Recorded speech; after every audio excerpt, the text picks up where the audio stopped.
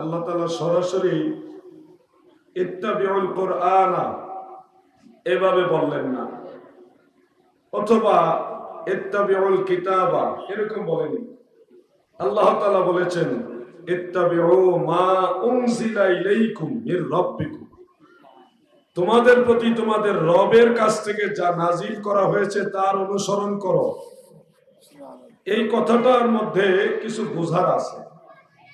বোঝাটা হলো যে কোরআনের সব আয়াত আমাদের জন্য নয়। কোরআনুল কারীমের অনেক আয়াত রয়েছে যেগুলি মানসুখ হয়ে গেছে, রহিত হয়ে গেছে। আয়াতের তেলাওয়াত রহিত হয়নি, কিন্তু হুকুম রহিত হয়ে গেছে। যেগুলি আমাদের উপরে নাজিল হলেও সেটা আমাদের জন্য অনুসরণ করা এখন আবশ্যক নয়, জরুরি নয়। কোরআনুল কারীমের অনেক আয়াত আছে যেগুলি আগের নবী রাসূলদের কাসাস, আগের নবী রাসূলদের বিভিন্ন ঘটনা তুলে ধরা হয়েছে। সব ঘটনা আমাদের জন্য অনুসরণীয় নয়। যেটা আল্লাহ রাসূল এলাও করেছেন, তিনার শরীয়ত অ্যাকসেপ্ট করেছেন, সেটাই আমাদের জন্য অনুসরণীয়। এজন্য আল্লাহ তাআলা মহান সৃষ্টিকর্তা কি সুন্দর বলেছেন, ইত্তাবিউ মা উনজিলা ইলাইকুম মির রাব্বিকুম, দুনিয়ার মানুষেরা শোনো, তোমাদের রবের কাছ থেকে তোমাদের প্রতি, তোমাদের মানে উম্মতে মুহাম্মাদীর প্রতি যেগুলি নাজিল করা হয়েছে সেগুলির অনুসরণ করো। মানে আহকামের যতগুলি আয়াতে কারিমা রয়েছে আমাদের জন্য আবশ্যকীয় পালনীয়, কোরআনুল কারীমের যতগুলি আদেশ নিষেধ রয়েছে এগুলি আমাদের জন্য পালন করার আদেশ। যদি এই ইত্তাবিউ দ্বারা আমরা সব আয়াত নেই, তাহলে মানসুখ আয়াত আমল করতে হবে, যেটা বৈধ নয়। আল্লাহ নিজেই মানসুখ আয়াতের ব্যাপারে অন্য জায়গায় স্পষ্ট করে দিয়েছেন। কাসাসের আয়াত যেগুলি শরীয়তে মুহাম্মাদীর জন্য অ্যালাউড নয়, সেগুলি অনুসরণ করা জরুরি হয়ে যাবে। আমি আপনাদেরকে যে মেসেজটা বোঝানোর চেষ্টা করছি সেটা হলো কোরআন মানতে হবে। কোরআনের যেগুলি আহকামাত আমাদের জন্য রয়েছে, আমাদের জন্য যেগুলি হুকুম আহকাম, সেগুলি আমাদের মানতে হবে। প্রথমে নিজেরা সবাই কোরআন বুঝতে হবে। একজন মুসলমান হিসেবে যে কোরআন নিজে বুঝে না, তার মতো হতভাগা, তার মতো দুর্ভাগা এই জমিনের উপর আর কেউ হতে পারে না। যার ভিতরে কোরআনের কোনো নূর নেই, কোরআনের কোনো আয়াত নেই, কোনো আয়াত নেই, কোনো অক্ষর নেই, তার পুরো ভিতরটা হলো অন্ধকার, তার সিনাটা অন্ধকার। যার সিনার ভিতরে কোরআন রয়েছে, কোরআনের আয়াত পারা সূরা এগুলি রয়েছে, তার সিনার মধ্যে নূর রয়েছে, আলো রয়েছে। সুবহানাল্লাহ। এজন্য কোরআন বুঝতে হবে। আমরা যারা এখানে আছি, এই ছোট করে তাকাও, তোমরা কষ্ট করে মাহফিল আসছো, তোমরা কথাগুলি মনোযোগ দিয়ে শোনো। দয়াল নবীজির একটা হাদিস শরীফ স্মরণে আসলো। قال رسول الله صلى الله عليه وسلم خيركم من تعلم القرآن وعلمه, তোমাদের মধ্যে সর্বশ্রেষ্ঠ হলো তারা মান তাআল্লামাল কুরআন, যারা কোরআন নিজেরা শিখে, ওয়া আল্লামাহ, এবং অন্য কাউকে কোরআন শিক্ষা দেয়। তাহলে আমরা কি সর্বোত্তম যারা তাদের কাতারে থাকতে চাই কিনা? আওয়াজে মনে হচ্ছে যে সবাই চান না। যারা উম্মতের মধ্যে সর্বশ্রেষ্ঠ তাদের মধ্যে আমরা থাকতে চাই কিনা? চাই। তাহলে এই হাদিস শরীফ মোতাবেক আমাদের কি করতে হবে? কোরআন শিখতে হবে। কি করতে হবে? কোরআন শিখতে হবে। এখানে যারা আছেন সবাই মুসলমান, কোন বিধর্মী আমার মনে হয় না এখানে আছে। হয়তো আশেপাশে থাকতে পারে, কিন্তু এখানে কোনো অমুসলিম নাই প্যান্ডেলের ভিতরে। একজন মুসলমান হিসেবে আশা করি আমরা সবাই সূরা ফাতিহা সহ এর পাশাপাশি ছোট ছোট কিছু সূরা আমাদের মুখস্থ আছে। সবার আছে তো? সবার আছে? যদি এরকম কেউ থাকে যে সূরা ফাতিহাটাও মুখস্থ নাই, আমি তাকে লজ্জা দিতে চাই না সবার সামনে, কিন্তু আমি তাকে এটুকু বলবো যে আপনার মা এবং বাবা তারা যদি মারা যায়, অথবা আপনি যদি হঠাৎ কোন আল্লাহ পাকের অশেষ দয়ায় নামাজে দাঁড়ান, আপনি নামাজ পড়বেন কিভাবে যে সূরা ফাতিহাই তো পারেন না, সূরা ফাতিহা যদি না জানেন, আপনি গোটা জীবনে যত নামাজ পড়ছেন, যেটা জরুরি নামাজের একটা অন্যতম গুরুত্বপূর্ণ অংশ, সেই সূরা ফাতিহাটা আপনি পারেন না, এটা একটা মারাত্মক আমাদের জন্য দুর্বলতা। একজন মুসলমানের সন্তান হিসেবে একটা লজ্জার বিষয়।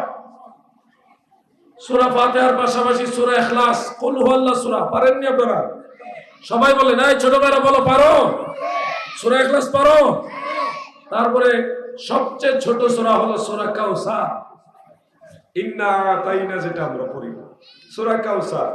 এই দুইটা সূরা যারা পারেন না, আজকের মাহফিল থেকে, এখান থেকে আমি হাত তুলে লজ্জা দিব না কাউকে, আমি শুধু বলবো আজকে থেকে নিয়ত করেন সূরা ফাতিহা, সূরা ইখলাস এবং সূরা কাউসার, এই তিনটা সূরা আমরা এখান থেকে নিয়ত করে গেলাম যে এই আগামী এক সপ্তাহের মধ্যে আমরা এই তিনটা সূরা শিখবো। মাত্র তিনটা সূরা, ছোট ছোট সূরা, গোটা জীবনে সব সময় আপনার এগুলি কাজে লাগবে।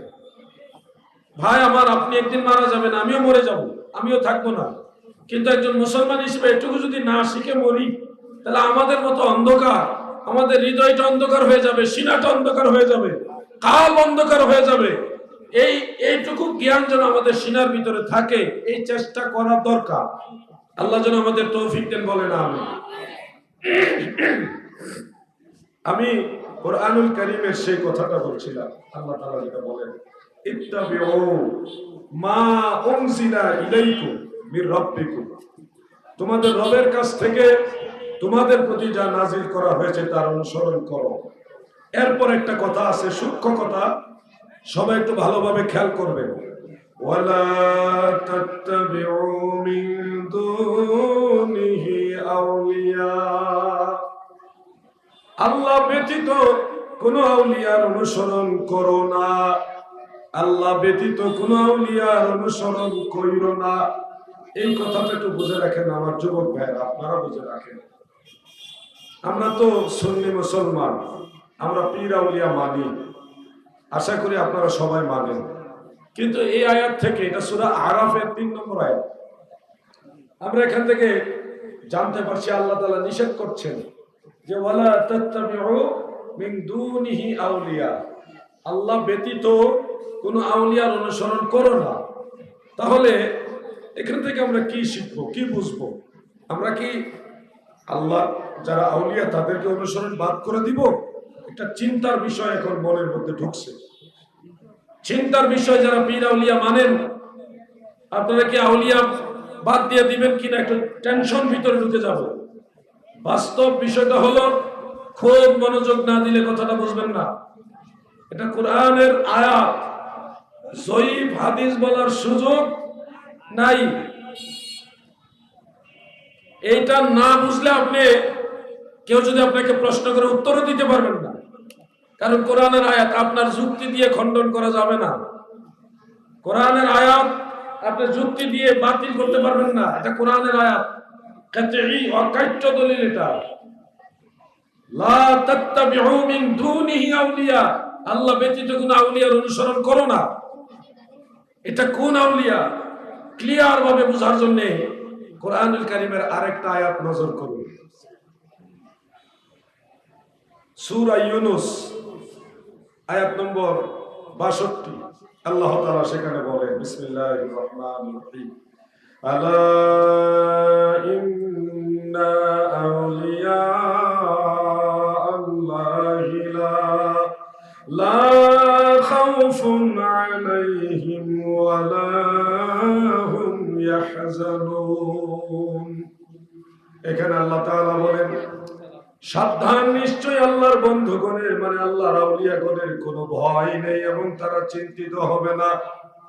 দুইটা আয়াত, পূর্বের আয়াত আউলিয়া শব্দ আছে, ওয়ালা তাত্তাবিউ মিন দুনিহি আউলিয়া, আল্লাহ ব্যতীত কোন আউলিয়ার অনুসরণ করো না, এখানেও আউলিয়া কথাটা আছে।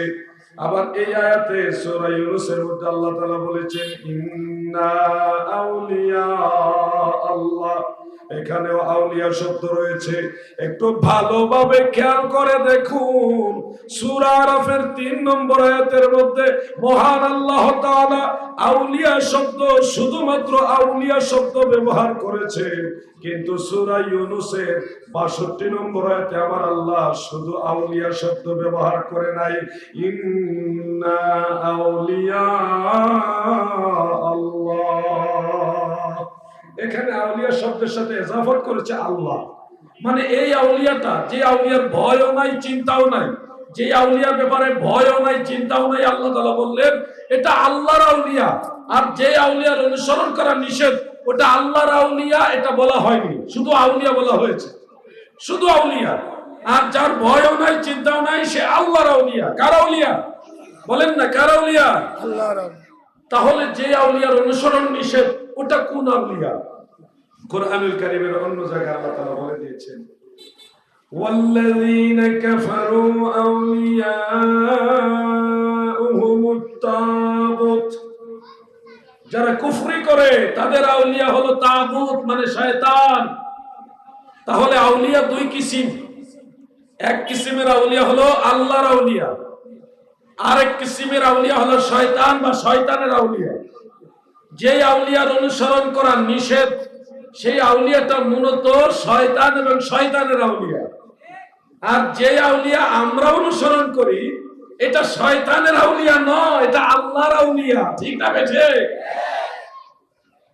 কথা কি বুঝতে কষ্ট হয়েছে আপনাদের? আমাদের অনেক ভাইয়েরা তালগুল পাকাইয়া গোলা পানিতে মাছ শিকার করার চেষ্টা করে, শয়তানের আউলিয়ার আয়াত এনে আল্লাহর আউলিয়াদের বিরুদ্ধে লাগায়। এটা ঠিক না, এটা খেয়ানত। কখনো এরকম করবেন না প্লিজ। আল্লাহর কাছে জবাবদিহিতা করতে হবে। আলাউদ্দিন জিহাদি মরবে, আপনিও মরবেন। আমার যেমন বিচার হবে, আপনারও বিচার হবে। কোরআনুল কারীম দিয়ে কাউকে ধোঁকা দিবেন না, তাহলে কঠিন বিপদে পড়ে যাবেন আপনি। আল্লাহ তাআলা সূরা কাহাফের 17 নম্বর আয়াতে আরেকটা মেসেজ দিয়েছেন। মহান স্রষ্টা আল্লাহ তাআলা বলেন, মান ইয়াহদিয়াল্লাহু ফাহুয়াল মুহতাদি ওয়া মান ইউদ্লিল ফালান তাজিদা লাহু ওয়ালিয়্যাম মুরশিদা। আমি আল্লাহ যাকে হেদায়েত করি গো, সেই হেদায়েত প্রাপ্ত হয়। ফাহুয়াল মুহতাদি, সে হেদায়েত প্রাপ্ত হয়। আল্লাহ যাকে হেদায়েত করে সে হেদায়েত প্রাপ্ত হয়। ওয়া মান ইউদ্লিল, আর আল্লাহ যাকে গোমরাহ করে দেয়, আমার আল্লাহ যাকে পথভ্রষ্ট করে দেয়, ফালান তাজিদা লাহু ওয়ালিয়্যাম মুরশিদা, সে কোনো ওলিকে মুর্শিদ হিসেবে খুঁজে পাবে না। তার মানে যারা গোমরাহ হয়ে যায়, যারা পথভ্রষ্ট হয়ে যায়, তারা ওলি আল্লাহর সন্ধান পাবে না। আর যাদেরকে আমার আল্লাহ হেদায়েতের পথে রাখে, তারাই তো আল্লাহর ওলিদের পথমত পায়। সুবহানাল্লাহ। যুবক ভাইরা, আরেকটা পয়েন্ট খেয়াল রেখো। আমি কেনই ওয়াজগুলি করছি, সবাই না বুঝলে কিছু কিছু ভাইরা বুঝতেছেন, কিছু বোঝার দরকার আছে। কোরআনের একটা আয়াত যখন তেলাওয়াত করি, এটার সাথে অনেক কিছু অ্যাডজাস্ট থাকে। সবকিছু যদি না বোঝাই, তাহলে একটু বোঝাইলাম আর একটু বাকি রয়ে গেল। আমি ধারাবাহিক কথা বলা পছন্দ করি। তো গভীরভাবে খেয়াল করেন, এখানে যে আল্লাহ তাআলা বললেন ওয়ালিয়্যাম মুরশিদা, আমরা অনেকে মনে করতে পারি এই ওলি মানে আল্লাহ, অথবা এই মুর্শিদা যে বলা হলো, এটা কোনো পীর মাশায়েখ না, কোনো শায়েখ নয়, এটা স্বয়ং আল্লাহ। এই ওলিকে মুর্শিদা স্বয়ং আল্লাহ, অনেকে এরকম মনে করতে পারে।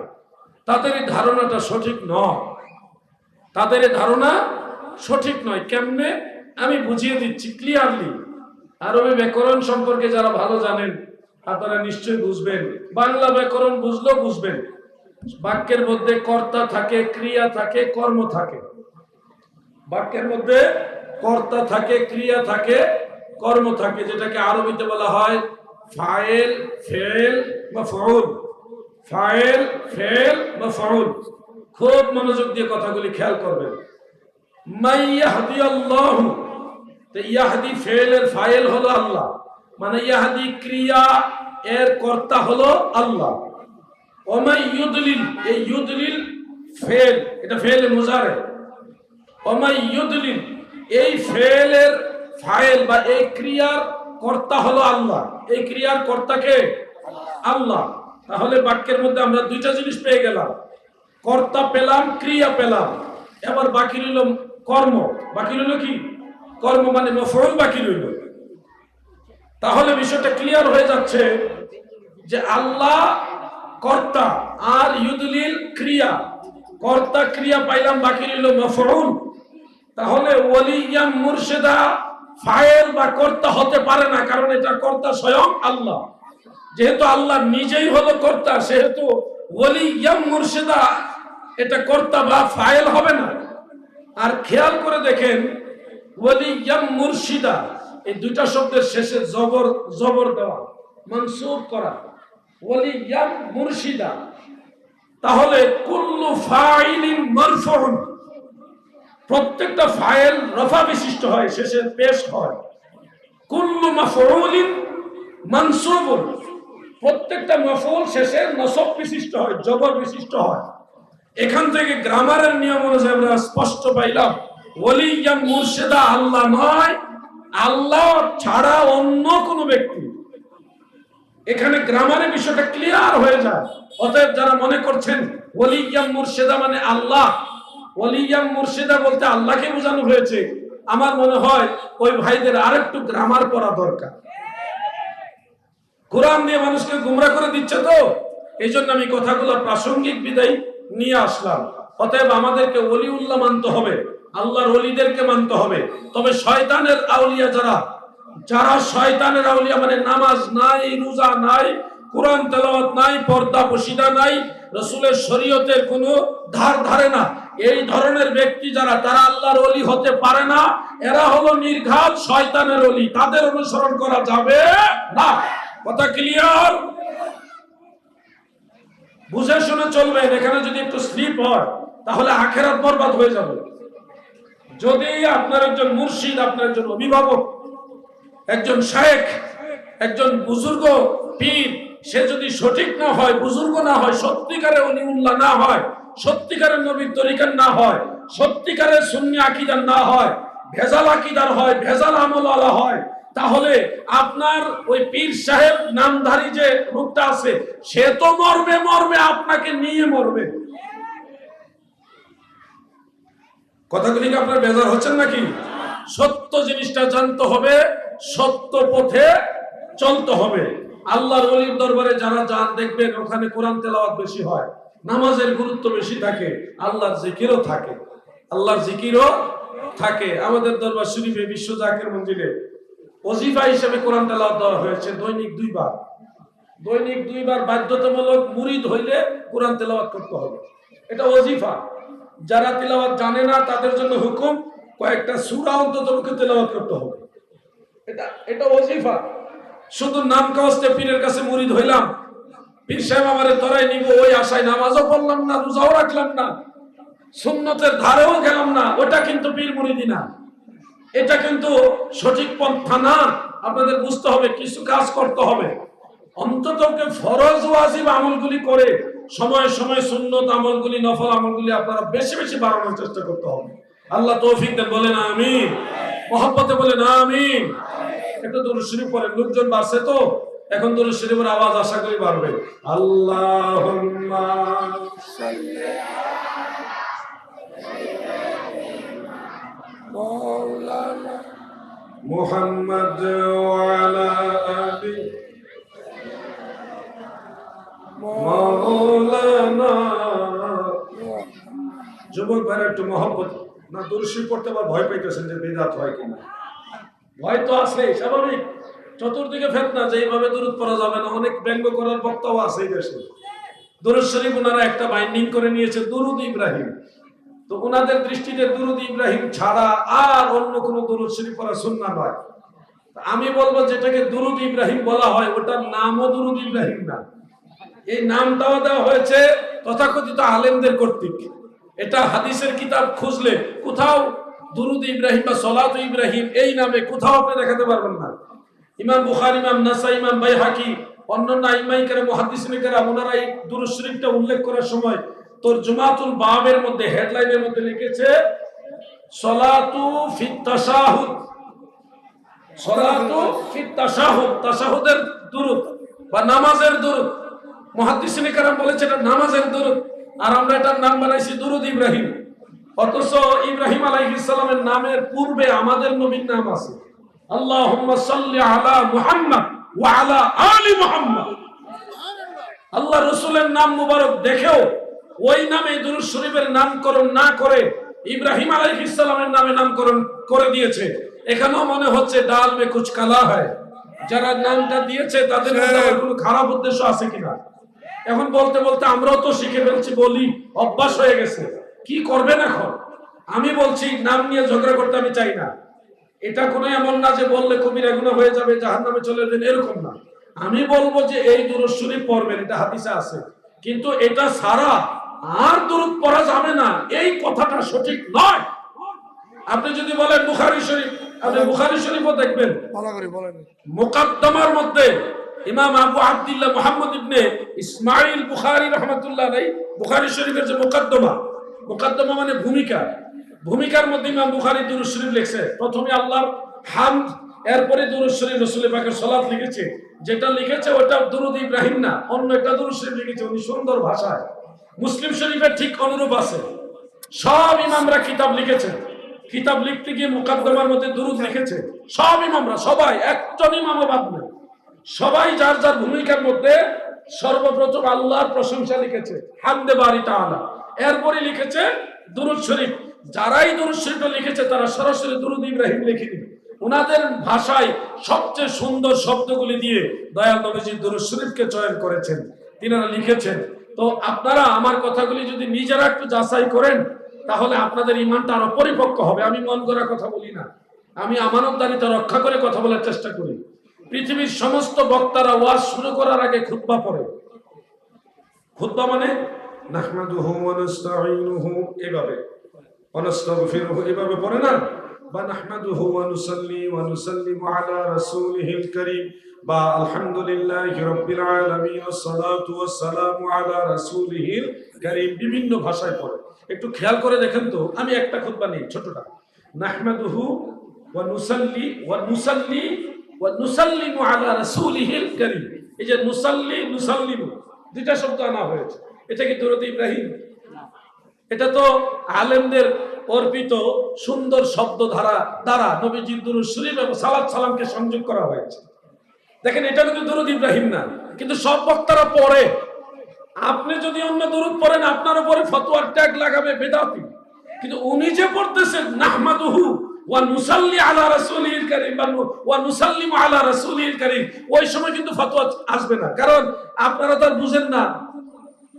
আরেকটু সহজ করে দেই, নবীজির নাম মুবারক শুনে আপনারা একটা দুরূদ শরীফ পড়েন, হযরত মুহাম্মদ, এরপরে কি সাল্লাল্লাহু আলাইহি ওয়াসাল্লাম। এই যে দুরূদ শরীফটা, এটা কিন্তু হুবহু সরাসরি হাদিসের মতনের মধ্যে আসেনি। হাদিস থেকে এইভাবে আসছে সাল্লাল্লাহু আলা মুহাম্মদ, এইভাবে হাদিসের মধ্যে আসছে, কিন্তু সাল্লাল্লাহু আলাইহি ওয়াসাল্লাম এইভাবে কোনো হাদিসের মতনের মধ্যে আসেনি। যারা এটা লিখেছেন এনারা মুহাদ্দিসিনে কেরাম লিখেছেন, আইমাই কেরাম লিখেছেন, ওনাদের পক্ষ যেখানে নবীজির নাম আসছে সেখানে দুরূদ শরীফটা লিখে দিয়েছে। প্রিয় ভাইয়েরা আমার, এখানেও খেয়াল করে দেখেন নবীর দুরূদ আছে, সালাম আছে, সাল্লাল্লাহু আলাইহি ওয়াসাল্লাম। সাল্লা প্রথম হলো সাল্লা, এরপরে হলো সাল্লাম, দুইটা শব্দ আছে, সালাত এবং সালাম এখানেও আছে, কিন্তু দুরূদ ইব্রাহিম নাই। যে যেই রকম ভালোভাবে উত্তম রূপে পেরেছে ওইভাবে নবীর দুরূদ শরীফ লিখেছে। ইমামদের মধ্যে কোনো ফতোয়াবাজি ছিল না। একজন ইমাম আরেকজন ইমামরে বলে নাই যে তুমি বেদাতি, তুমি এমনি দুরূদ লেখলা কেন, তুমি ভণ্ড, তুমি এমনি দুরূদ লেখলা কেন, তুমি ওয়া নুসাল্লি ওয়া নুসাল্লিমু আলা বলছো কেন, এটা হাদিসে নাই, তুমি ভণ্ড, তুমি বেদাতি।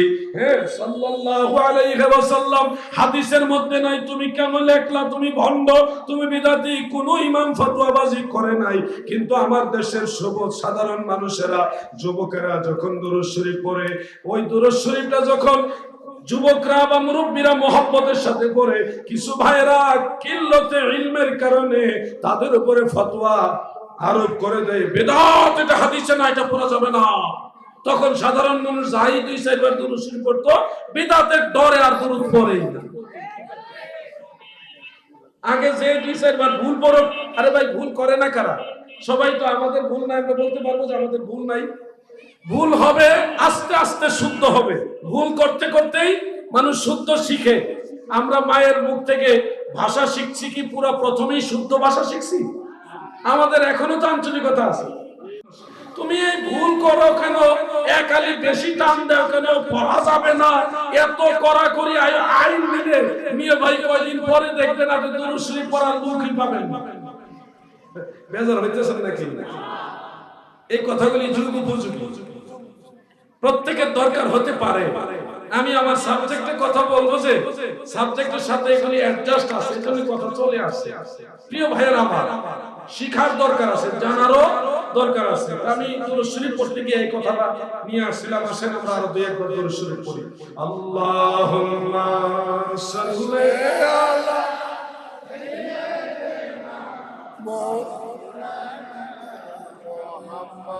ওয়া আলা আলি মাওলানা মুহাম্মদ। গাহরে মুসলিম গণ,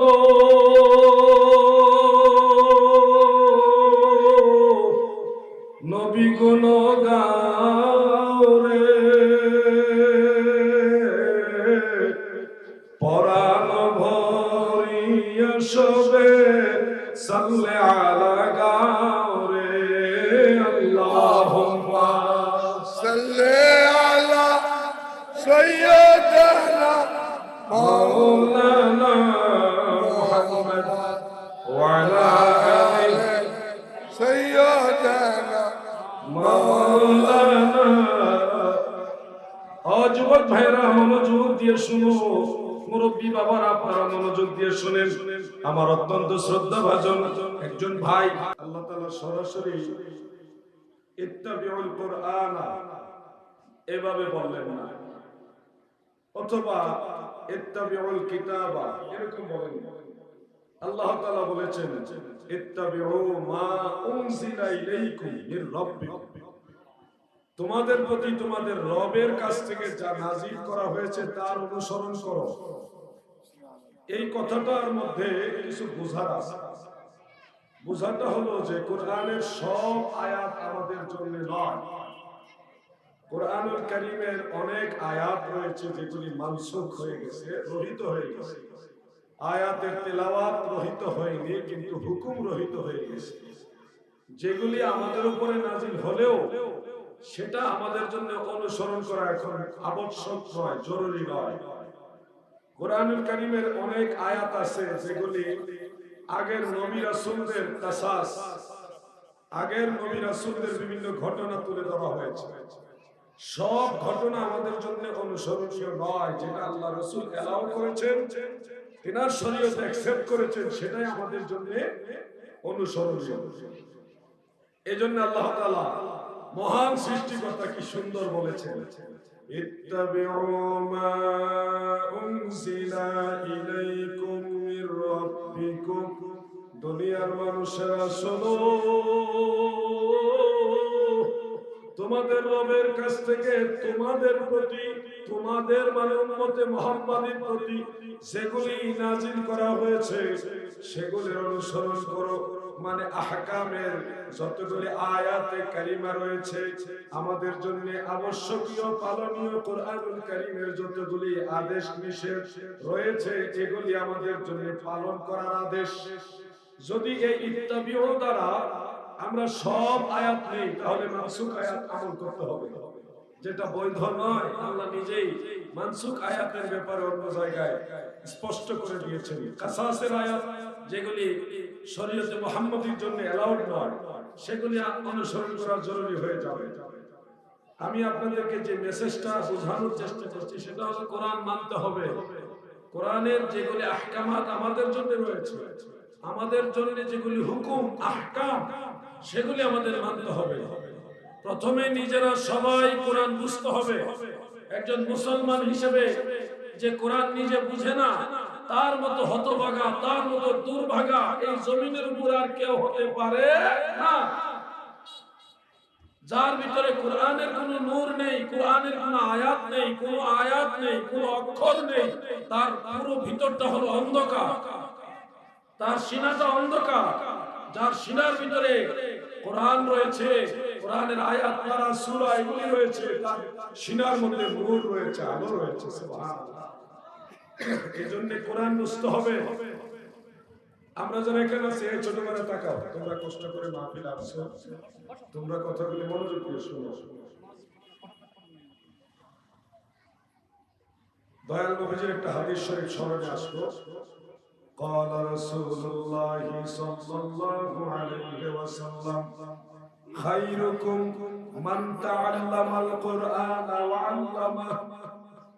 তোমাদের মধ্যে সর্বশ্রেষ্ঠ হলো তারা মান তাআল্লামাল কুরআন, যারা কোরআন নিজেরা শিখে, ওয়া আল্লামা, এবং অন্য কাউকে কোরআন শিক্ষা দেয়।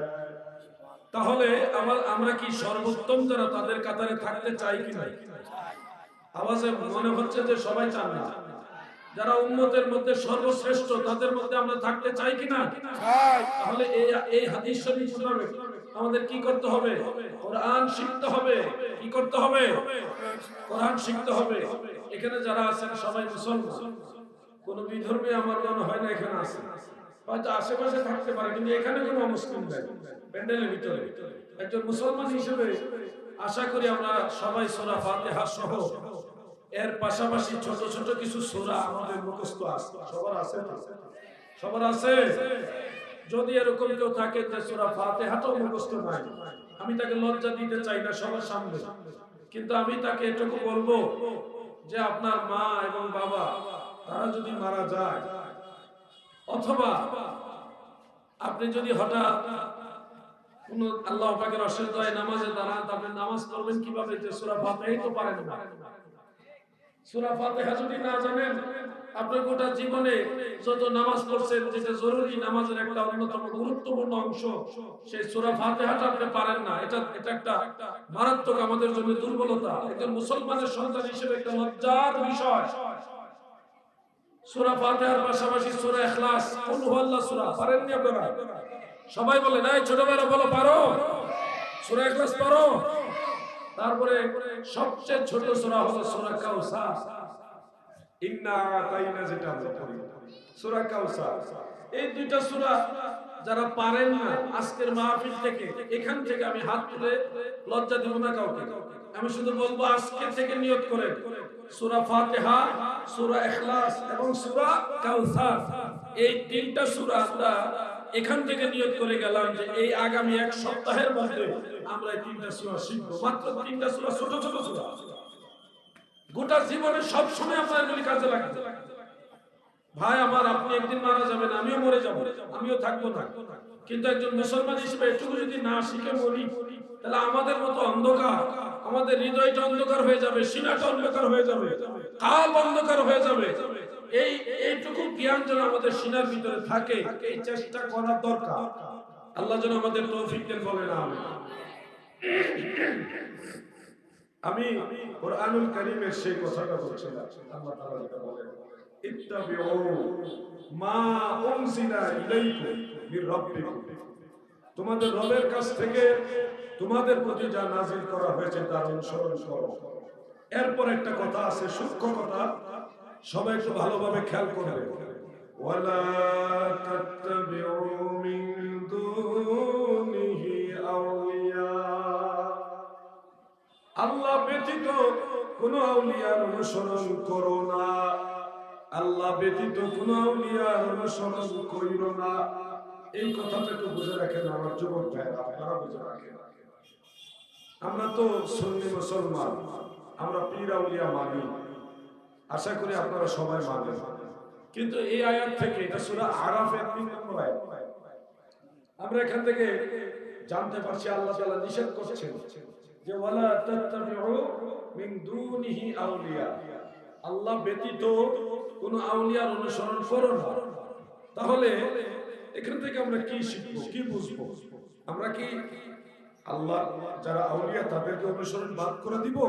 এটা চিন্তার বিষয় এখন মনের মধ্যে ঢুকছে, চিন্তার বিষয়। যারা পীর আউলিয়া মানেন, আপনারা কি আউলিয়া বাদ দিয়ে দিবেন কিনা একটু টেনশন ভিতরে ঢুকে যাবে। বাস্তব বিষয়টা হলো খুব মনোযোগ না দিলে কথাটা বুঝবেন না। এটা কোরআনের আয়াত, জয়ীফ হাদিস বলার সুযোগ নাই। এইটা না বুঝলে আপনি, কেউ যদি আপনাকে প্রশ্ন করে উত্তরও দিতে পারবেন না, কারণ কোরআনের আয়াত আপনার যুক্তি দিয়ে খণ্ডন করা যাবে না। কোরআনের আয়াত আপনি যুক্তি দিয়ে বাতিল করতে পারবেন না। এটা কোরআনের আয়াত, কাতঈ অকাট্য দলিল। এটা লা তাত্তাবিউ মিন দুনিহি আউলিয়া, আল্লাহ ব্যতীত কোন আউলিয়ার অনুসরণ করো না। এটা কোন আউলিয়া ক্লিয়ার ভাবে বোঝার জন্য কোরআনুল কারীমের আরেকটা আয়াত নজর করুন। সূরা ইউনূস আয়াত নম্বর 62, আল্লাহ তাআলা সেখানে বলেন, বিসমিল্লাহির রহমানির রহিম, আলা ইন্না আউলিয়া আল্লাহি লা খাউফুন আলাইহিম ওয়া লা হুম ইয়াহজানুন। এখানে আল্লাহ তাআলা বলেন, সাবধান, নিশ্চয়ই আল্লাহর বন্ধুগণের মানে আল্লাহর আউলিয়াগণের কোনো ভয় নেই এবং তারা চিন্তিত হবে না। দুইটা আয়াত, পূর্বের আয়াতে আউলিয়া শব্দ আছে, ওয়ালা তাত্তাবিউ মিন দুনিহি আউলিয়া, আল্লাহ ব্যতীত কোন আউলিয়ার অনুসরণ করো না। এখানে আউলিয়া কথাটা আছে। আবার এই আয়াতে সূরা ইউনূসের মধ্যে আল্লাহ তাআলা বলেছেন, ইন্না আউলিয়া আল্লাহ, এখানেও আউলিয়া শব্দ রয়েছে। একটু ভালোভাবে খেয়াল করে দেখুন, সূরা আরাফের 3 নম্বর আয়াতের মধ্যে মহান আল্লাহ তাআলা আউলিয়া শব্দ, শুধুমাত্র আউলিয়া শব্দ ব্যবহার করেছে, কিন্তু সূরা ইউনূসের 62 নম্বর আয়াতে আমার আল্লাহ শুধু আউলিয়া শব্দ ব্যবহার করে নাই, ইন্না আউলিয়া আল্লাহ, এখানে আউলিয়া শব্দের সাথে ইজাফত করেছে আল্লাহ। মানে এই আউলিয়াটা, যে আউলিয়ার ভয়ও নাই চিন্তাও নাই, যে আউলিয়ার ব্যাপারে ভয়ও নাই চিন্তাও নাই, আল্লাহ তাআলা বললেন এটা আল্লাহর আউলিয়া। আর যে আউলিয়ার অনুসরণ করা নিষেধ, ওটা আল্লাহর আউলিয়া এটা বলা হয়নি, শুধু আউলিয়া বলা হয়েছে, শুধু আউলিয়া। আর যার ভয়ও নাই চিন্তাও নাই সে আল্লাহর আউলিয়া। কার আউলিয়া বলেন না, কার আউলিয়া? আল্লাহর। তাহলে যে আউলিয়ার অনুসরণ নিষেধ, ওটা কোন আউলিয়া? কোরআনুল কারীমের অন্য জায়গায় আল্লাহ তাআলা বলে দিয়েছেন, ওয়াল্লাযীনা কাফারু আউলিয়াউহুমুত তাগুত, যারা কুফরি করে তাদের আউলিয়া হলো তাগুত মানে শয়তান। তাহলে আউলিয়া দুই কিসিম, এক কিসিমের আউলিয়া হলো আল্লাহর আউলিয়া, আরেক কিসিমের আউলিয়া হলো শয়তান বা শয়তানের আউলিয়া। যে আউলিয়ার অনুসরণ করা নিষেধ, সেই আউলিয়াটা মূলত শয়তান এবং শয়তানের আউলিয়া। আর যে আউলিয়া আমরা অনুসরণ করি, এটা শয়তানের আউলিয়া নয়, এটা আল্লাহর আউলিয়া। ঠিক না বেঠে? কথা কি বুঝতে কষ্ট হয়েছে আপনাদের? আমাদের অনেক ভাইয়েরা তালগুল পাকাইয়া গোলা পানিতে মাছ শিকার করার চেষ্টা করছে, শয়তানের আউলিয়ার আয়াত এনে আল্লাহর আউলিয়াদের বিরুদ্ধে লাগায়। এটা ঠিক না, এটা খেয়ানত। কখনো এরকম করবেন না প্লিজ। আল্লাহর কাছে জবাবদিহিতা করতে হবে। আলাউদ্দিন জিহাদি মরবে, আপনিও মরবেন। আমার যেমন বিচার হবে, আপনারও বিচার হবে। কোরআনুল কারীম দিয়ে কাউকে ধোঁকা দিবেন না, তাহলে কঠিন বিপদে পড়ে যাবেন। আল্লাহ তাআলা সূরা কাহাফের 17 নম্বর আয়াতে আরেকটা মেসেজ দিয়েছেন। মহান স্রষ্টা আল্লাহ তাআলা বলেন, মান ইয়াহদিয়াল্লাহু ফাহুয়াল মুহতাদি ওয়া মান ইউদ্লিল ফালান তাজিদা লাহু ওয়ালিয়্যান মুরশিদা। আমি আল্লাহ যাকে হেদায়েত করি গো, সেই হেদায়েত প্রাপ্ত হয়, ফাহুয়াল মুহতাদি, সে হেদায়েত প্রাপ্ত হয়। আল্লাহ যাকে হেদায়েত করে সে হেদায়েত প্রাপ্ত হয়। ওয়া মান ইউদ্লিল, আর আল্লাহ যাকে গোমরাহ করে দেয়, আমার আল্লাহ যাকে পথভ্রষ্ট করে দেয়, ফালান তাজিদা লাহু ওয়ালিয়্যান মুরশিদা, সে কোনো ওলিকে মুর্শিদ হিসেবে খুঁজে পাবে না। তার মানে যারা গুমরা হয়ে যায়, যারা পথভ্রষ্ট হয়ে যায়, তারা ওলি আল্লাহর সন্ধান পাবে না। আর যাদেরকে আমার আল্লাহ হেদায়েতের পথে রাখে, তারাই তো আল্লাহর ওলিদের পথ পায়। সুবহানাল্লাহ। যুবক ভাইরা আরেকটা পয়েন্ট খেয়াল রেখো, আমি কেনই ওয়াজগুলি করছি, সবাই না বুঝলে কিছু কিছু ভাইরা বুঝতেছে, কিছু বোঝার দরকার আছে। কোরআনের একটা আয়াত যখন তেলাওয়াত করি, এটার সাথে অনেক কিছু অ্যাডজাস্ট থাকে। সবকিছু যদি না বোঝাই, তাহলে একটু বোঝাইলাম আর একটু বাকি রয়ে গেল। আমি ধারাবাহিক কথা বলা পছন্দ করি। তো গভীরভাবে খেয়াল করেন, এখানে যে আল্লাহ তাআলা বললেন ওলি ইয়া মুর্শিদা, আমরা অনেকে মনে করতে পারি এই ওলি মানে আল্লাহ, অথবা এই মুর্শিদা যে বলা হলো এটা কোন পীর মাশায়েখ না, কোন শায়েখ নয়, এটা স্বয়ং আল্লাহ। এই ওলিকে মুর্শিদা স্বয়ং আল্লাহ, অনেকে এরকম মনে করতে পারে। তাদের এই ধারণাটা সঠিক নয়, তাদের এই ধারণা সঠিক নয়। কেমনে আমি বুঝিয়ে দিচ্ছি ক্লিয়ারলি। আরবি ব্যাকরণ সম্পর্কে যারা ভালো জানেন আপনারা নিশ্চয়ই বুঝবেন, বাংলা ব্যাকরণ বুঝলেও বুঝবেন। বাক্যের মধ্যে কর্তা থাকে, ক্রিয়া থাকে, কর্ম থাকে। বাক্যের মধ্যে কর্তা থাকে, ক্রিয়া থাকে, কর্ম থাকে, যেটাকে আরবিতে বলা হয় ফাইল, ফেল, মাফউল। ফাইল, ফেল, মাফউল। খুব মনোযোগ দিয়ে কথাগুলি খেয়াল করেন। মাইয়াহদি আল্লাহ, তো ইয়াহদি ফেলের ফাইল হলো আল্লাহ, মানে ইয়াহদি ক্রিয়া এর কর্তা হলো আল্লাহ। ওমাই ইউদলিল, এই ইউদলিল ফেল, এটা ফেল মুজারে। ওমাই ইউদলিল, এই ফেলের ফাইল বা এই ক্রিয়ার কর্তা হলো আল্লাহ। এই ক্রিয়ার কর্তাকে আল্লাহ। তাহলে বাক্যের মধ্যে আমরা দুইটা জিনিস পেয়ে গেলাম, কর্তা পেলাম, ক্রিয়া পেলাম। এবার বাকি রইল কর্ম। বাকি রইল কি? কর্ম মানে মফউল বাকি রইল। তাহলে বিষয়টা ক্লিয়ার হয়ে যাচ্ছে যে আল্লাহ কর্তা আর ইউদলিল ক্রিয়া। কর্তা ক্রিয়া পাইলাম, বাকি রইল মফউল। তাহলে ওলি ইয়া মুর্শিদা ফাইল বা কর্তা হতে পারে না, কারণ এটা কর্তা স্বয়ং আল্লাহ। যেহেতু আল্লাহ নিজেই হলো কর্তা, সেহেতু ওলি ইয়া মুর্শিদা এটা কর্তা বা ফাইল হবে না। আর খেয়াল করে দেখেন, ওলি ইয়া মুর্শিদা এই দুইটা শব্দের শেষে জবর, জবর দেওয়া, মানসুব করা, ওলি ইয়া মুর্শিদা। তাহলে কুল্লু ফাইলিন মারফুউ, প্রত্যেকটা ফাইল রফা বিশিষ্ট হয়, শেষে পেশ হয়। কুল্লু মাফউলিন মানসুব, প্রত্যেকটা মাফউল শেষে নসব বিশিষ্ট হয়, জবর বিশিষ্ট হয়।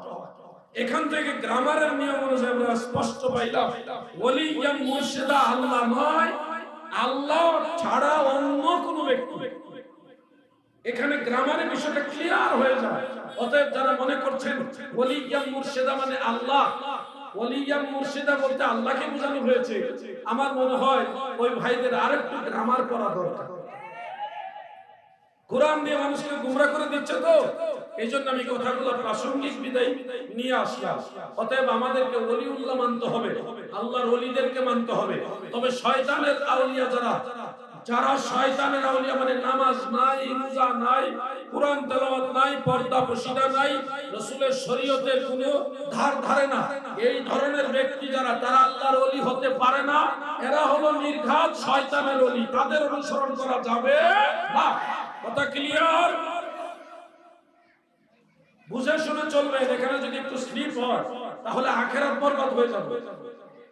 যদি আপনার একজন মুর্শিদ, আপনার একজন অভিভাবক, একজন শায়েখ, একজন বুজুর্গ পীর, সে যদি সঠিক না হয়, বুজুর্গ না হয়, সত্যিকারের ওলিউল্লাহ না হয়, সত্যিকারের নবীর তরিকার না হয়, সত্যিকারের সুন্নি আকীদা না হয়, ভেজাল আকীদার হয়, ভেজাল আমলওয়ালা হয়, তাহলে আপনার ওই পীর সাহেব নামধারী যে লোকটা আছে, সে তো মরবে, মরবে আপনাকে নিয়ে মরবে।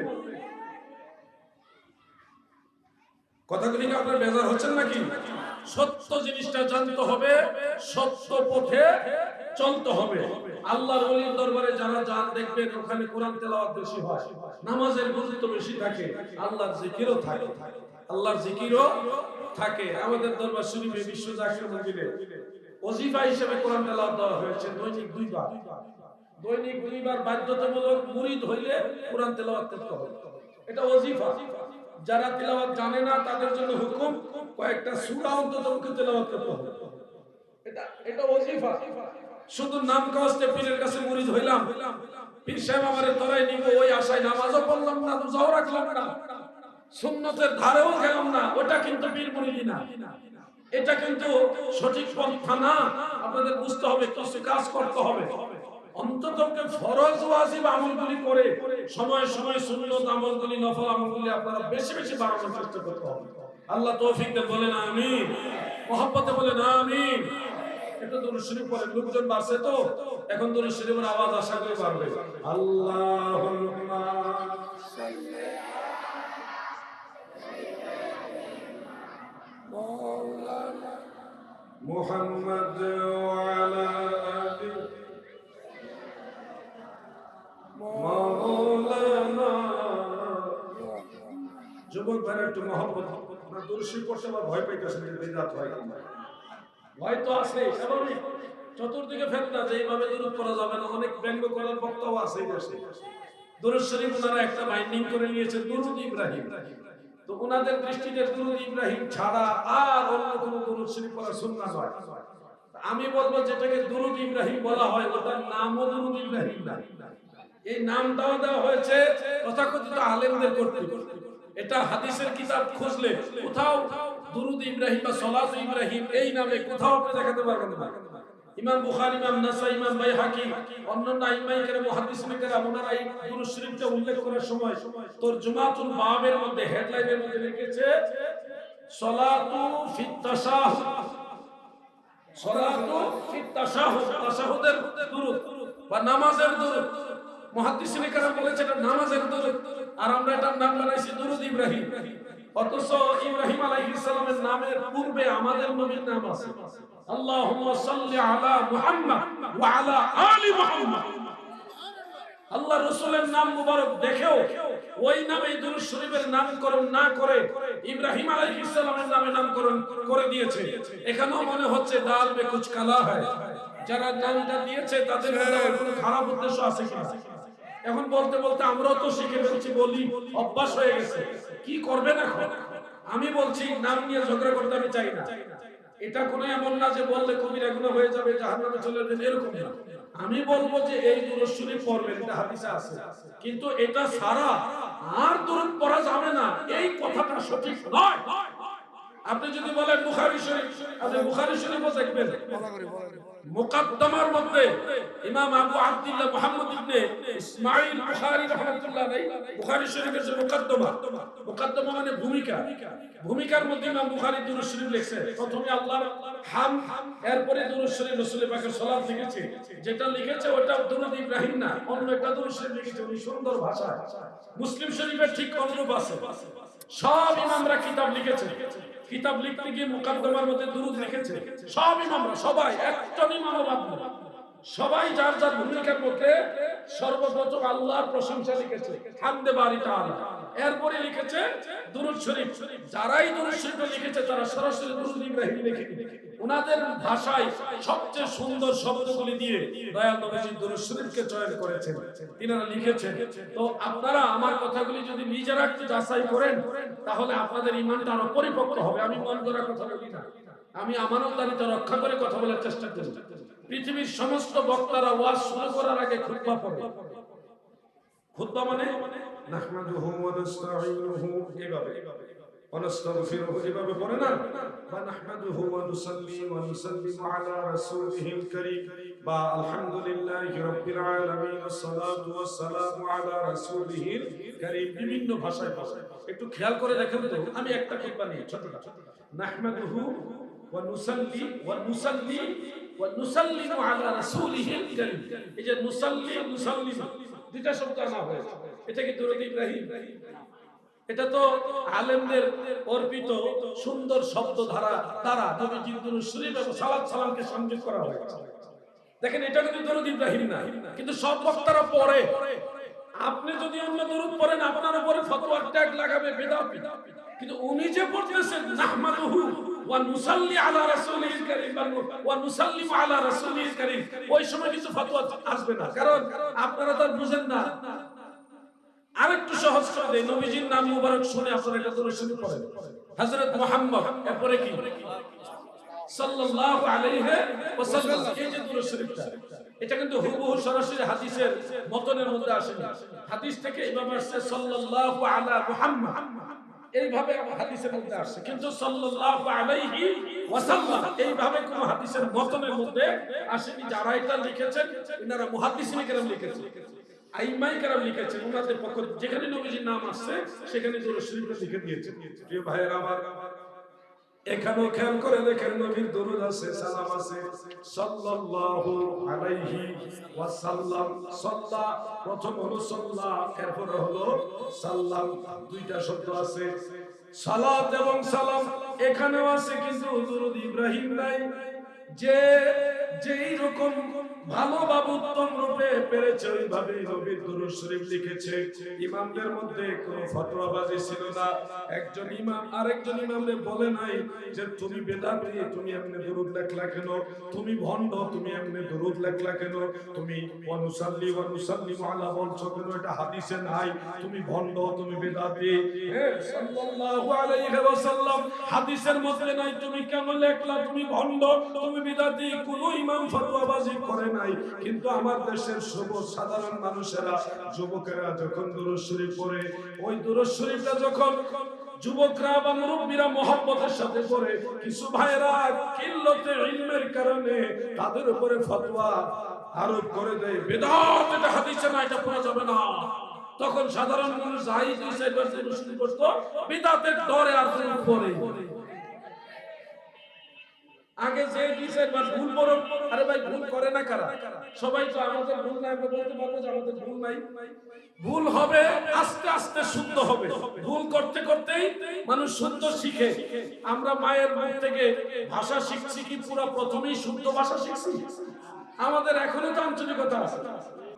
তুমি এই ভুল করো কেন, এক আলি বেশি টান দাও কেন, পড়া যাবে না, এত কড়াকড়ি আইন দিলে মেয়ে ভাই কয়দিন পরে দেখবেন আপনি দুরূদ শরীফ পড়ার মুখই পাবেন না।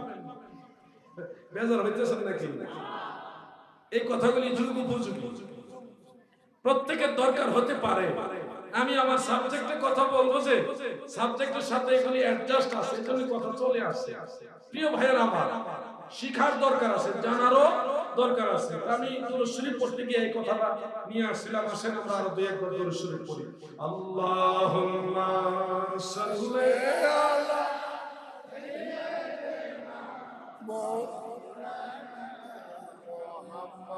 ওয়া আলা আলি মাওলানা মুহাম্মদ।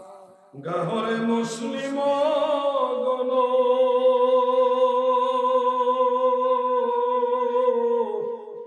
নবী গুণ গাওরে, পরাণ ভরিয়া সবে সাল্লে আলা গাওরে। আল্লাহুম্মা সাল্লি আলা সাইয়্যিদিনা মাওলানা মুহাম্মদ ওয়া আলা আলি সাইয়্যিদিনা মাওলানা। যুবক ভাইরা মনোযোগ দিয়ে শুনো, মুরব্বী বাবারা আপনারা মনোযোগ দিয়ে শুনেন। আমার অত্যন্ত শ্রদ্ধাভাজন একজন ভাই, এটার সাথে অনেক কিছু অ্যাডজাস্ট থাকে, সবকিছু যদি না বোঝাই তাহলে একটু বোঝাইলাম আর একটু বাকি রয়ে গেল। আমি ধারাবাহিক কথা বলা পছন্দ করি, তো গভীরভাবে খেয়াল করেন। এখানে যে আল্লাহ তাআলা বলেন ওলি ইয়া মুর্শিদা, আমরা অনেকে মনে করতে পারি এই ওলি মানে আল্লাহ, অথবা এই মুর্শিদা যে বলা হলো এটা কোন পীর মাশায়েখ না, কোন শায়েখ নয়, এটা স্বয়ং আল্লাহ। এই ওলিকে মুর্শিদা স্বয়ং আল্লাহ, অনেকে এরকম মনে করতে পারে। তাদের এই ধারণাটা সঠিক নয়, তাদের এই ধারণা সঠিক নয়। কেমনে আমি বুঝিয়ে দিচ্ছি ক্লিয়ারলি। আরবি ব্যাকরণ সম্পর্কে যারা ভালো জানেন আপনারা নিশ্চয়ই বুঝবেন, বাংলা ব্যাকরণ বুঝলেও বুঝবেন। বাক্যের মধ্যে কর্তা থাকে, ক্রিয়া থাকে, কর্ম থাকে।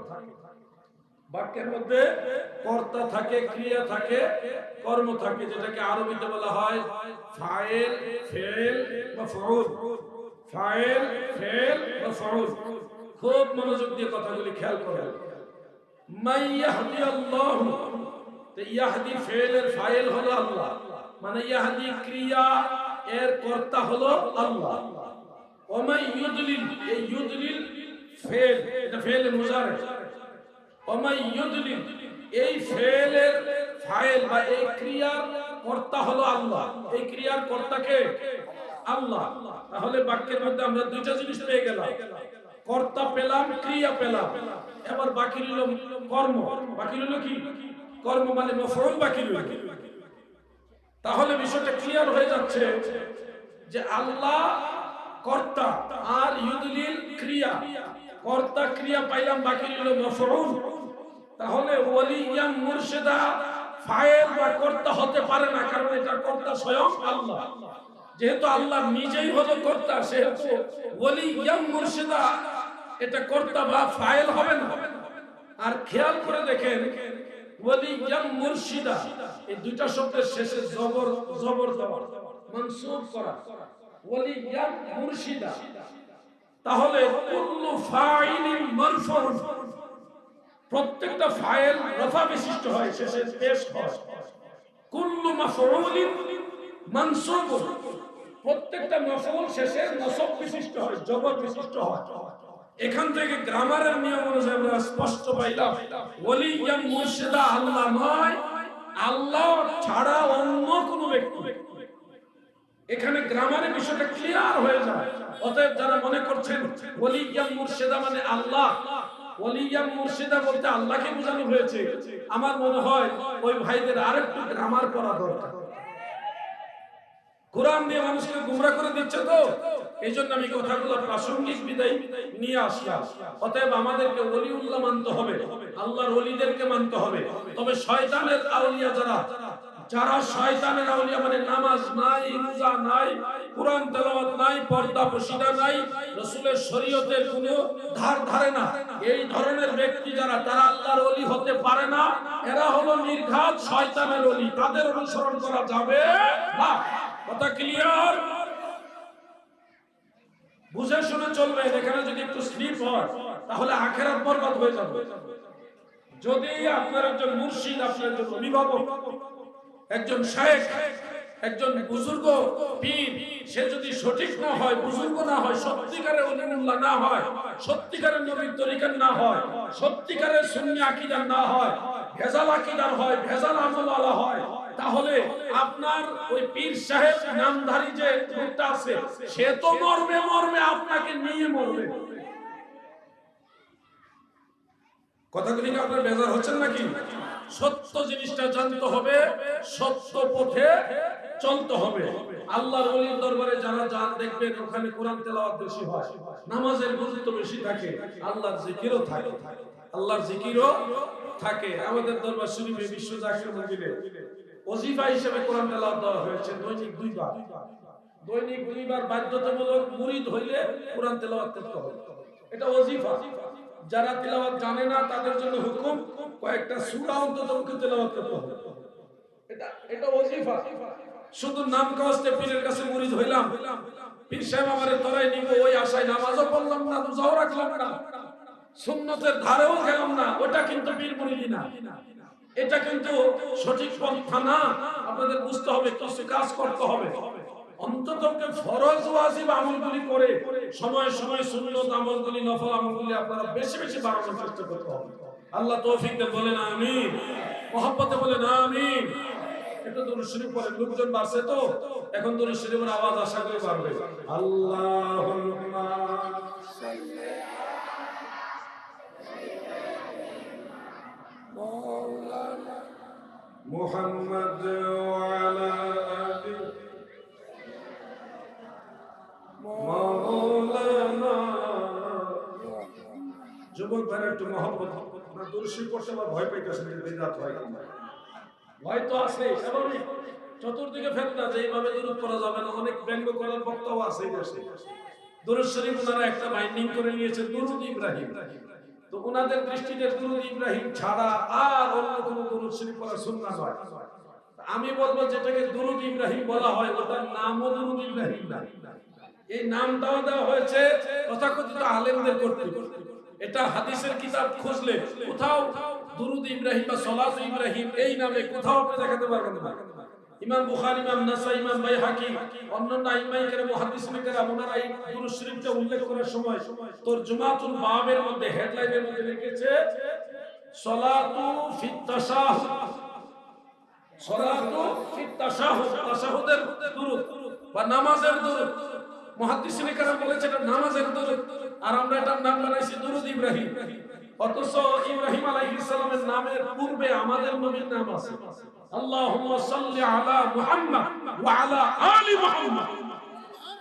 আল্লাহ রাসূলের নাম মুবারক দেখেও ওই নামে দুরূদ শরীফের নামকরণ না করে ইব্রাহিম আলাইহিস সালামের নামে নামকরণ করে দিয়েছে।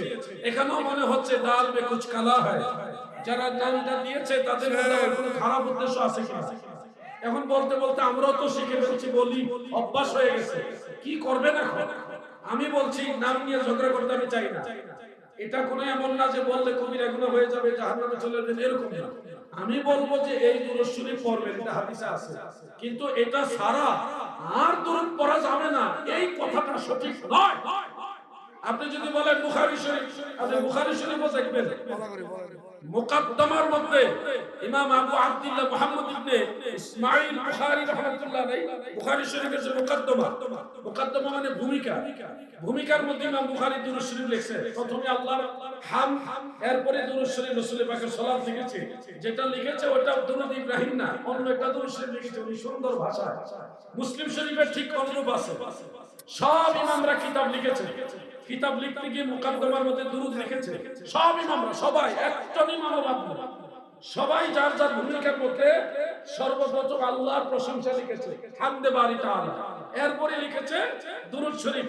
যারাই দুরূদ শরীফ লিখেছে তারা সরাসরি দুরূদ ইব্রাহিম লিখেনি, ওনাদের ভাষায় সবচেয়ে সুন্দর শব্দগুলি দিয়ে দয়াল নবীজি দুরূদ শরীফকে চয়ন করেছেন, তিনারা লিখেছেন। তো আপনারা আমার কথাগুলি যদি নিজেরা একটু যাচাই করেন তাহলে আপনাদের ঈমানটা আরো পরিপক্ক হবে। আমি মন গড়া কথা বলি না, আমি আমানতদারিতা রক্ষা করে কথা বলার চেষ্টা করি। পৃথিবীর সমস্ত বক্তারা ওয়াজ শুরু করার আগে খুতবা পড়ে। খুতবা মানে নাহমাদুহু ওয়া নাস্তাঈনুহু, এভাবে ওয়া নাস্তাগফিরুহু, এভাবে পড়ে না। ওয়া নাহমাদুহু ওয়া নুসাল্লি ওয়া নুসাল্লিমু আলা রাসূলিহিল কারীম, বা আলহামদুলিল্লাহি রাব্বিল আলামিন ওয়াস সালাতু ওয়াস সালামু আলা রাসূলিহিল কারীম। বিভিন্ন ভাষায় পড়ে, একটু খেয়াল করে দেখেন তো। আমি একটা খুতবা নিয়ে ছোটটা, নাহমাদুহু ওয়া নুসাল্লি ওয়া নুসাল্লি ওয়া নুসাল্লিমু আলা রাসূলিহিল কারীম। এই যে নুসাল্লি নুসাল্লিমু দুইটা শব্দ আনা হয়েছে, এটা কি দুরূদ ইব্রাহিম? এটা তো আলেমদের অর্পিত সুন্দর শব্দ ধারা দ্বারা নবীজির দুরূদ শরীফ এবং সালাত সালামকে সংযোগ করা হয়েছে। দেখেন এটা কিন্তু দুরূদ ইব্রাহিম না, কিন্তু সব বক্তারা পড়ে। আপনি যদি অন্য দুরূদ পড়েন আপনার উপরে ফতোয়ার ট্যাগ লাগাবে বিদআত, কিন্তু উনি যে পড়তেছেন নাহমাদুহু ওয়া নুসাল্লি আলা রাসূলিল কারীম ওয়া নুসাল্লিমু আলা রাসূলিল কারীম, ওই সময় কিছু ফতোয়া আসবে না, কারণ আপনারা তো বুঝেন না। আরেকটু সহজ করে দেই, নবীজির নাম মুবারক শুনে আপনারা একটা দুরূদ শরীফ পড়েন, হযরত মুহাম্মদ, এরপরে কি সাল্লাল্লাহু আলাইহি ওয়াসাল্লাম। এই যে দুরূদ শরীফটা, এটা কিন্তু হুবহু সরাসরি হাদিসের মতনের মধ্যে আসে না। হাদিস থেকে এভাবে আসছে সাল্লাল্লাহু আলা মুহাম্মদ, এইভাবে হাদিসের মধ্যে আসছে, কিন্তু সাল্লাল্লাহু আলাইহি ওয়াসাল্লাম এইভাবে কোন হাদিসের মতনের মধ্যে আসেনি। যারা এটা লিখেছেন এনারা মুহাদ্দিসিনে কেরাম লিখেছেন, আইম্মায়ে কেরাম লিখেছেন, ওনাদের পক্ষ যেখানে নবীজির নাম আসছে সেখানে দুরূদ শরীফটা লিখে দিয়েছেন। প্রিয় ভাইয়েরা আমার, এখানেও খেয়াল করে দেখেন নবীর দরুদ আছে, সালাম আছে, সাল্লাল্লাহু আলাইহি ওয়াসাল্লাম। সাল্লা প্রথম হলো সাল্লা, এরপর হলো সাল্লাম, দুইটা শব্দ আছে, সালাত এবং সালাম এখানেও আছে, কিন্তু দরুদ ইব্রাহিম নাই। যে যেই রকম ভালোভাবে উত্তম রূপে পেরেছে ওইভাবেই নবীর দুরূদ শরীফ লিখেছে। ইমামদের মধ্যে কোনো ফতোয়াবাজি ছিল না। একজন ইমাম আরেকজন ইমামকে বলে নাই যে তুমি বেদাতি, তুমি এমনি দুরূদ লেখলা কেন, তুমি ভণ্ড, তুমি এমনি দুরূদ লেখলা কেন, তুমি ওয়ানুসাল্লি ওয়ানুসাল্লিমু আলা বলছো কেন, এটা হাদিসে নাই, তুমি ভণ্ড, তুমি বেদাতি। সাল্লাল্লাহু আলাইহি ওয়াসাল্লাম হাদিসের মধ্যে নাই, তুমি কেন লেখলা, তুমি ভণ্ড, তুমি বিদাতি। কোন ইমাম ফতোয়াবাজি করে নাই। কিন্তু আমার দেশের সবুজ সাধারণ মানুষেরা, যুবকেরা যখন দুরূদ শরীফ পড়ে, ওই দুরূদ শরীফটা যখন যুবকরা বা মুরব্বীরা মহব্বতের সাথে পড়ে, কিছু ভাইরা কিল্লতে ইলমের কারণে তাদের উপরে ফতোয়া আরোপ করে দেয়, বেদাত, এটা হাদিসে না, এটা পড়া যাবে না। তখন সাধারণ মানুষ যাই ডিসাইড শুরু করতো, বিদাতের ডরে আর পড়ে। আগে যে ডিসাইড বা ভুল করো, আরে ভাই ভুল করে না কারা? সবাই তো আমাদের ভুল নাই, আমরা বলতে পারবো যে আমাদের ভুল নাই। ভুল হবে, আস্তে আস্তে শুদ্ধ হবে। ভুল করতে করতেই মানুষ শুদ্ধ শিখে।